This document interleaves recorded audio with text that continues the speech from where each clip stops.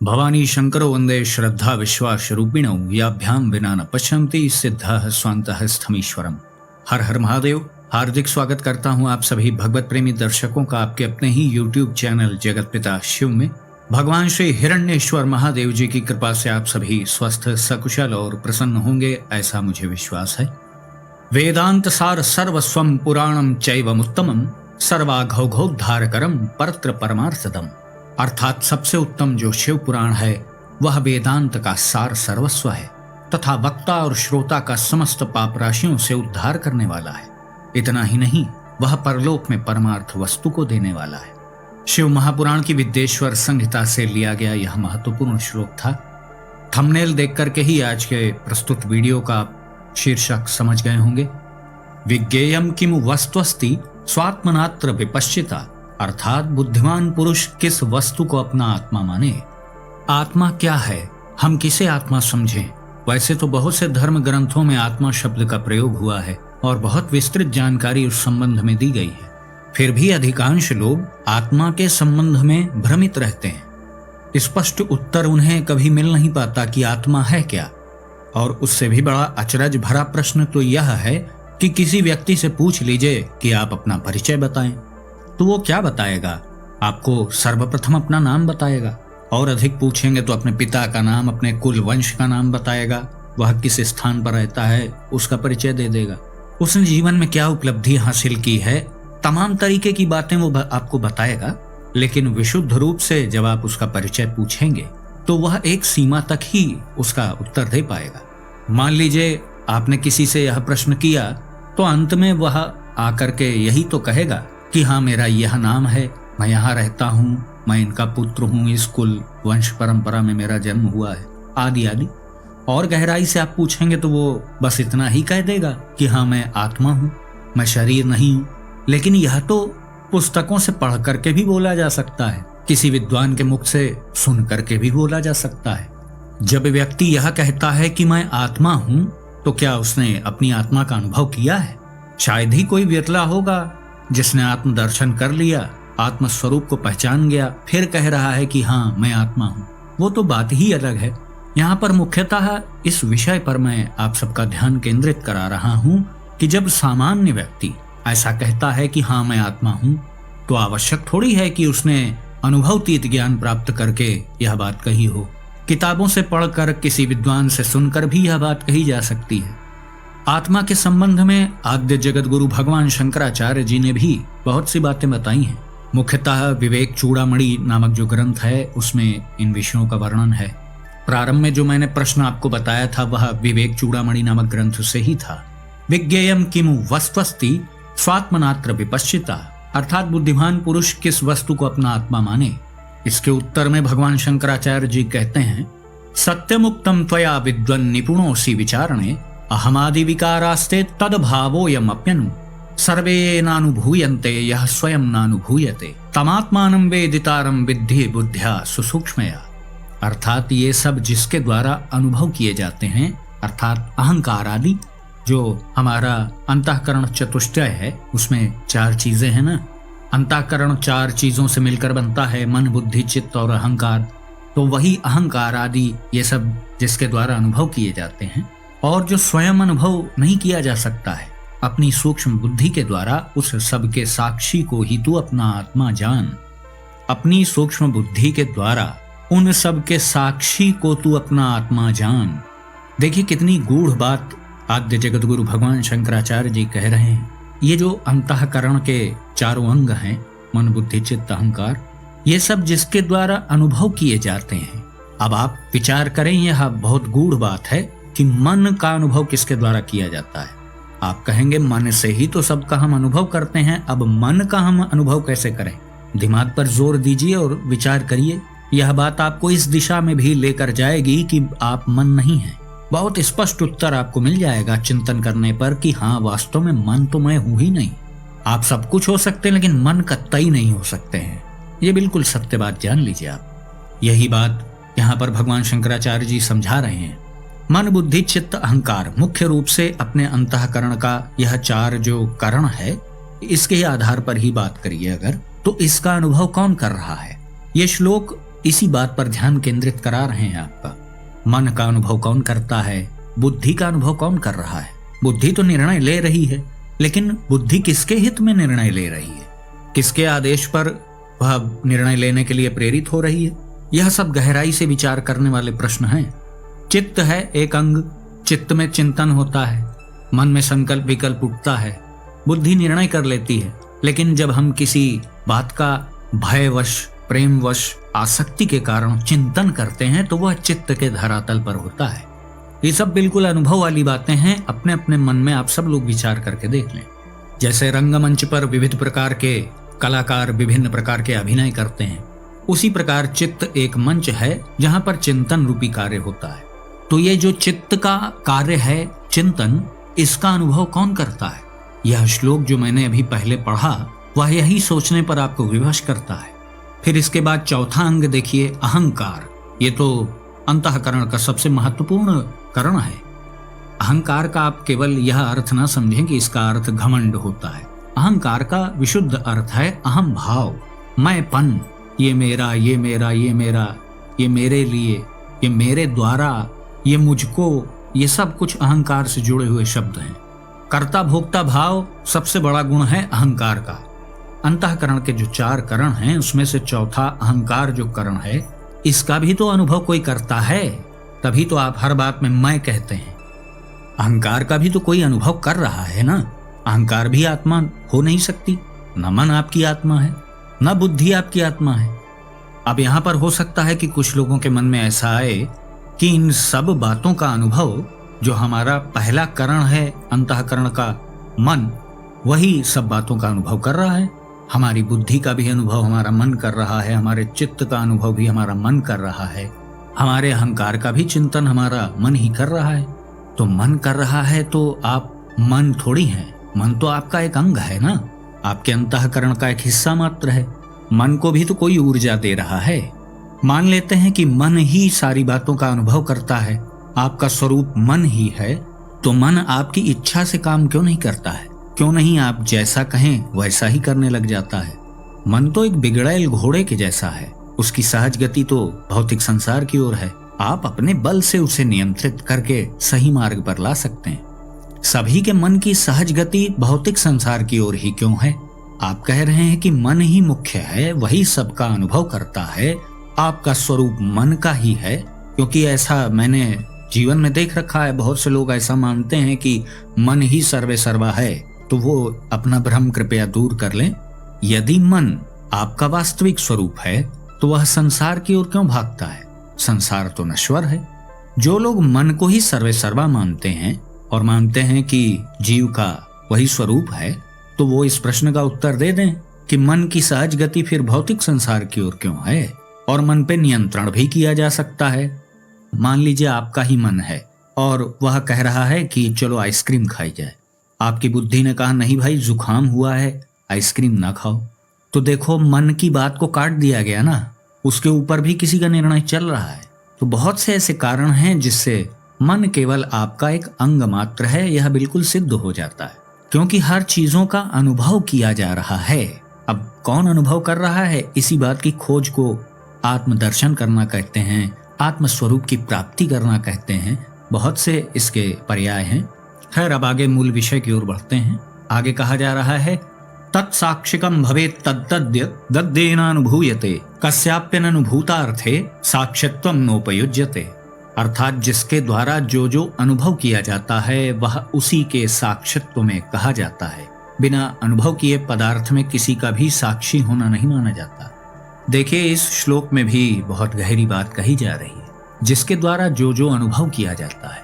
अब जैसे जिसने जन्म से ही प्रकाश नहीं देखा, विभिन्न प्रकार के रंग ही नहीं देखे, तो उसने उसका कभी अनुभव ही नहीं किया, तो वह उसके बारे में कैसे साक्षी हो सकता है? तो उसी के लिए इसमें कहा जा रहा है कि बिना अनुभव किए पदार्थ में किसी का भी साक्षी होना नहीं माना जाता। आप बिना अनुभवतीत ज्ञान के वास्तविक रूप से साक्षी कैसे हो सकते हैं? कहने को तो मिथ्या रूप में कुछ भी कह दे व्यक्ति, लेकिन यहाँ वास्तविक बात हो रही है। जैसे आप कभी चंद्रमा पर नहीं गए तो उसका अनुभवतीत ज्ञान आपके पास कैसे हो सकता है? बिना अनुभव किए आप अनुभवतीत ज्ञान कैसे दे सकते हैं? मुख्य बात यह है। अब पीछे की बात से इसका क्या संबंध है, आप सोच रहे होंगे।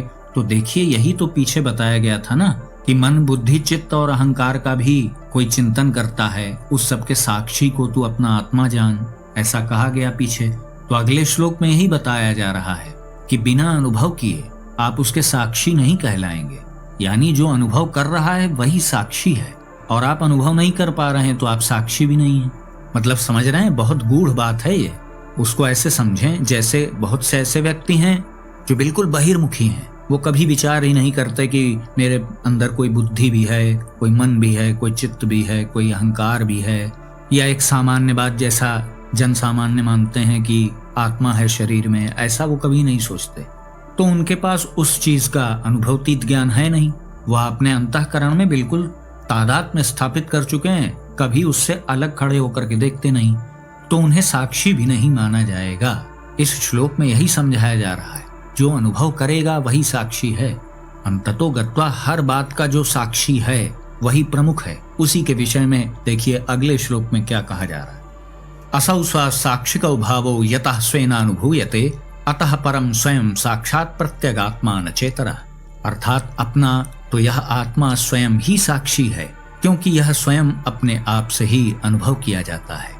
इसलिए इससे परे कोई और अपना साक्षात अंतरात्मा नहीं है।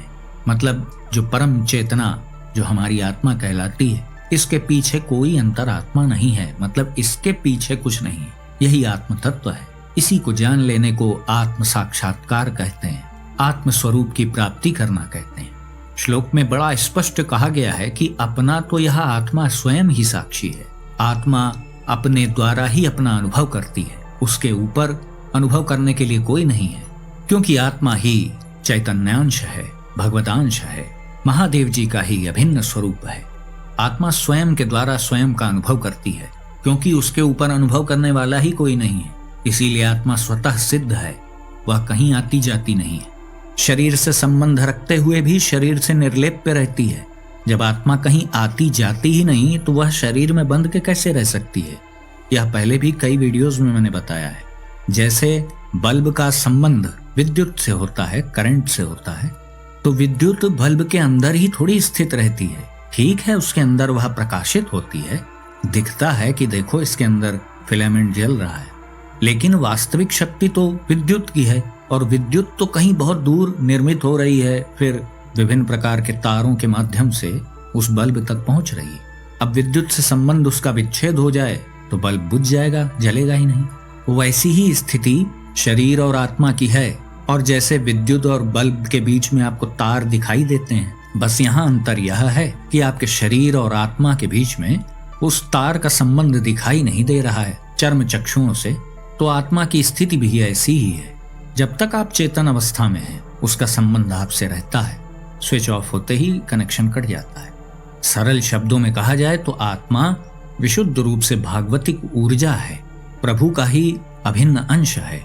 उसी से सभी जीव जगत प्रकाशित हो रहा है।